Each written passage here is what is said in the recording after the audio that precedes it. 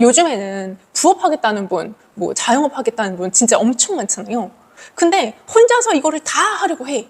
너무 열정이 넘치고 책임감이 있고 내 사업이니까 너무 열심히 하는 거야. 아무한테도 일을 주지 않아. 그러다가 몸이 박살나는 거예요. 안녕하세요. 갓생을 사는 갓생 여대표입니다. 제가 대기업을 다니다가 부업으로 처음 사업을 시작을 하고 점점 커져가지고 연매출 30억까지 가는 그런 회사를 만들게 됐었는데요. 맨 처음엔 당연히 1인 사업이니까 저 혼자만 있었다가 계약직이나 프리랜서나 정규직 이렇게 다 포함해가지고 저희 회사를 운영하는 인력만 한 150명 이렇게까지 늘어났습니다. 물론 직원을 뽑는다고 해가지고 100% 매출이 느는 건 아닌 건 맞아요. 하지만 양질의 직원들이 오게 된다면 당연히 매출에도 좋은 영향을 미칠 수밖에 없습니다. 그래서 오늘 드릴 얘기는 특히나 학원업이라든가 온라인 사업하시는 분들이 들으시면 또 되게 좀 도움이 많이 되실 이야기일 것 같아요. 인원도 안 늘고 매출도 늘지 않는 업체들 제가 유심히 보니까 특징들이 조금 있더라고요. 어떤 특징이 있냐면은 직원 늘리는 걸 굉장히 걱정하세요. 근데 제가 1인 사업으로 시작했는데 계속 1인 사업으로만 했다면 지금 이렇게 클 수 있었을까요? 제 첫 사업에 그렇게까지 클 수 있었을지 저는 아니라고 생각하거든요. 오프라인 학원 예시를 좀 들어볼게요.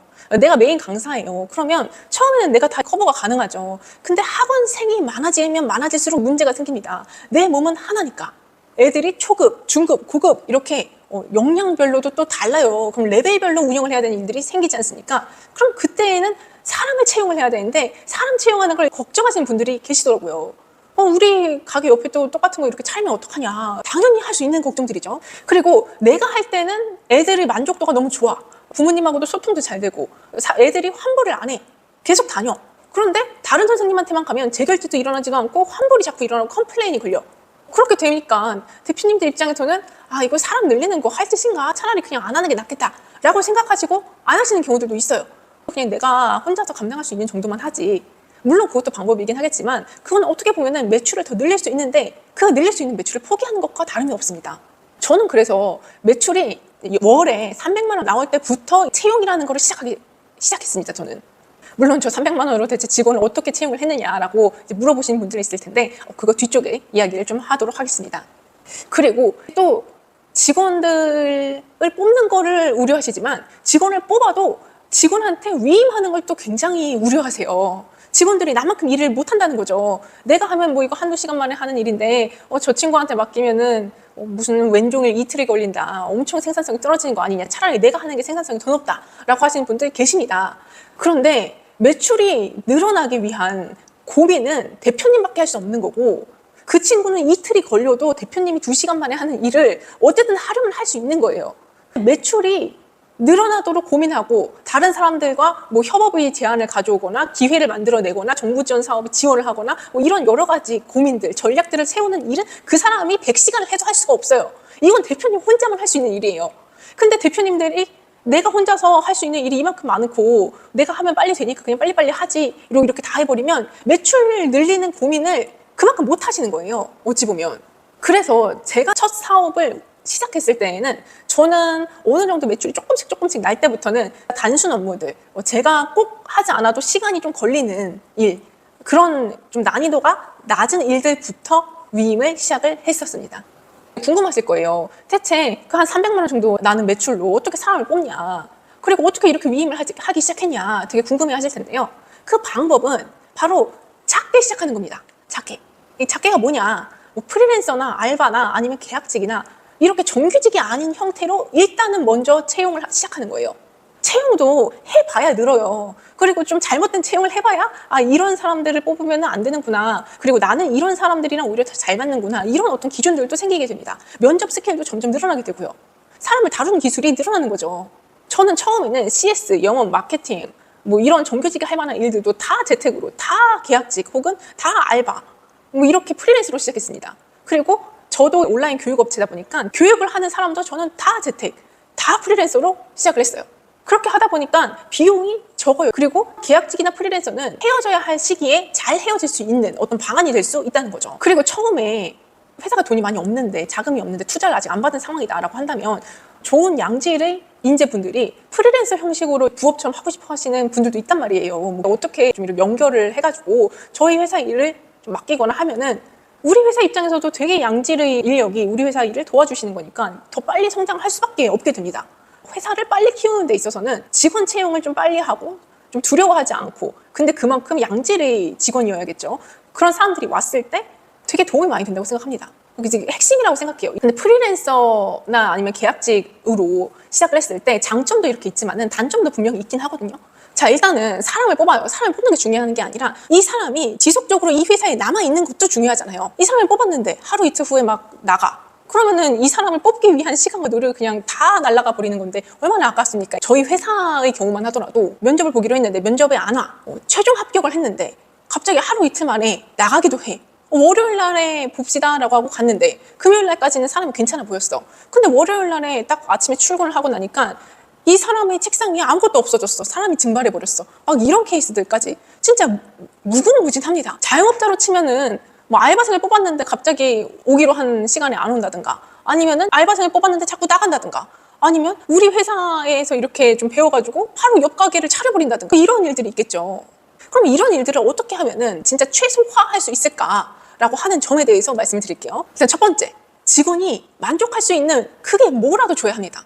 보상일 수도 있고요, 대우일 수도 있고요, 아니면 어떠한 비전일 수도 있고, 기대감 이런 거일 수도 있어요. 근데 사람은 단순히 돈만 많이 준다고 해가지고 그 회사를 다니는 건 아니거든요. 스타트업들 같은 경우는 더더욱 그렇겠죠. 뭐 투자를 받은 것도 아니고 하면은 지금 당장 내가 이 사람한테 뭔가 많이 주기가 굉장히 어려운데 저 사람이 우리 회사를 다니게 만들어야 되는데 어떻게 해야 되지라는 고민 진짜 많이 하시잖아요.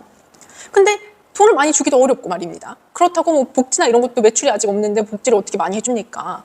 저는 그래서 어떤 식으로 했었냐면은, 일단은 저희 회사 일을 하는 프리랜서 분들은 대다수가 이제 부업 형식으로 일을 하고 싶어 하시는 분들이셨어요. 이분들은 돈이 막 엄청 많이 벌리고 이게 중요한 게 아니라 다른 가치를 주는 것이 더 필요하더라고요. 그래서 저 같은 경우는 교육 쪽이다 보니까 학생을 가르치는 그런 일들이 얼마나 뿌듯한지, 우리가 이 사람에게 얼마나 큰 영향을 주고 있는 것인지, 이런 심리적인 부분을 좀 더 채워주려고 했던 것 같아요.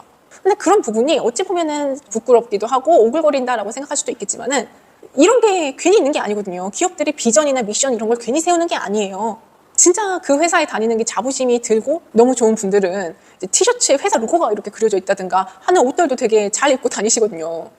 그래서 이게 돈이든 대우든 뭐든 상관없는데 어찌됐든 간에 이 사람이 만족할 수 있는 걸 줘야 한다. 근데 효과적인 것 중 하나는 심리적인 요소도 분명히 포함된다라고 한다는 점이 첫 번째입니다.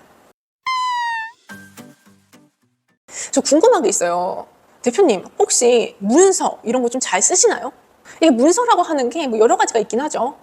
근데 대표적으로 이야기를 드린다고 한다면 이제 계약서 같은 것들이 있지 않나 싶은데, 혹시 알바생들이라든가 아니면은 정규직 프리랜서 분들, 계약직 이런 분들과 계약서를 쓸 때 되게 잘 쓰시는 편인가요? 굉장히 좀 고심해가지고 사람이 계약서를 작성하는데 거부감이 들지도 않게 해야 되지만 우리 회사에 혹시라도 모를 손해를 대비할 수 있을 만한 그런 내용이 들어가 있나요? 저는 보통 그렇게까지 하시는 분들을 많이 못 봤던 것 같아요. 근데 저희 회사 같은 경우는 대부분 정규직으로 시작을 한 게 아니다 보니까 회사에 대한 충성도나 굉장히 높은 편은 아니었단 말이에요. 언제든지 나갈 수도 있고 비슷한 걸 만들 수도 있고, 그러다 보니까 문서 같은 것들을 좀 잘 썼어요, 처음부터. 근데 이건 비단 직원하고만의 일은 아니고요. 고객하고도 결제를 했을 때 잘 읽었습니다라고 하는 서약서를 쓴다든가, 아니면 환불 같은 부분들에 대한 내용을 잘 기재를 해놓는다든가, 이런 것들도 포함이 될 수 있겠죠. 근데 이런 문서를 잘 쓰는 것만으로도 대표님이 겪으실 수 있는 다양한 회사의 문제들 한 10분의 1 정도로 줄일 수도 있습니다. 법적 효력이 없는 게 아니니까요. 마지막으로는 이건 자영업자들이 좀 많이 하시는 그런 방법 중에 하나긴 한데, 기대감을 주는 겁니다. 근데 이 기대감이라고 하는 거는 그냥 어디든 주면 되게 좋은 것 같아요. 물론 그 사람에 대한 신뢰가 있긴 해야겠죠. 예를 들어서 자영업자분들이 많이 하시는 그런 방법 중에 하나가 지금 이게 1호점인데 2호점 내면은 거기 점장을 시켜줄게, 이런 것들 있지 않습니까? 너가 뭐 잘하면은 연봉을 뭐 이렇게 높여줄게 라고 하는 것들, 그게 뭐 어떤 거라도 상관이 없는데 기대감을 줘야 한다는 거예요. 이 회사에 아무런 기대도 없고 재미도 없고 맨날 똑같은 일만 하고 있고 내가 성장하거나 배우는 게 별로 없어 보이는데 대체 그 회사를 누가 다니니까 너무 재미가 없지. 저 같은 경우는 그래서 이런 기대감 요소를 면접 볼 때부터 넣는 편이기도 해요. 면접 볼 때도 넣고 채용 공고에도 넣고 기대 요소들을 계속 이렇게 넣는 편인 것 같아요. 지키려는 노력들은 당연히 필요하겠죠. 만약에 직원이 내가 혼자 나가서도 한 이 정도 할 수 있을 것 같은데? 라는 생각이 들면 거기서부터 문제가 생기는 겁니다. 그래서 오늘은 채용을 했었을 때 생길 수 있는 여러 가지 리스크들이 있는데 그런 것들을 좀 어떻게 잘 방지를 하느냐에 대한 이야기를 한 것 같아요. 앞으로도 이렇게 자기 관리, 사업, 자기 개발 이런 이야기들을 할 테니까 좋아요하고 구독